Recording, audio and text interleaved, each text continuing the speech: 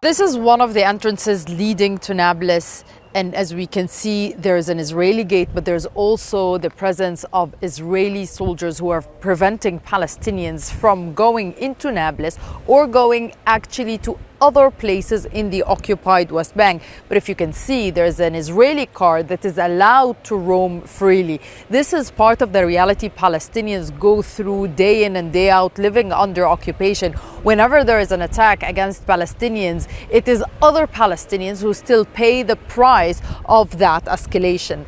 Despite the Israeli attempts to try and frame what took place in the village of Till this morning as an attack against Israeli hikers who were in the area, there is clear evidence from the video that shows how Israeli forces and Israeli settlers are the one who started opening fire after an altercation between Palestinians and Israeli settlers. These Israeli settlers have been attacking Palestinian villages day in and day out, burning homes, setting tents on fire, leading Palestinian families to move out of the only places they called homes. But there's also the risk of Israeli settlers coming to an area to explore it in an attempt to build more new illegal Israeli settlement outposts in these areas. This is part of the tension that Palestinians go through every single day. And now we are seeing also Israeli settlers attacking Palestinian villages near Nablus, near Tul Karim,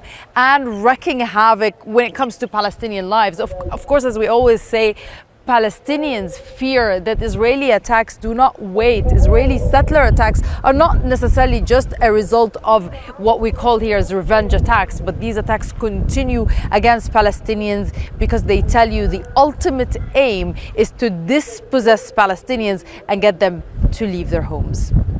Nida Ibrahim, Al Jazeera, Hawara, Nablus, the occupied West Bank.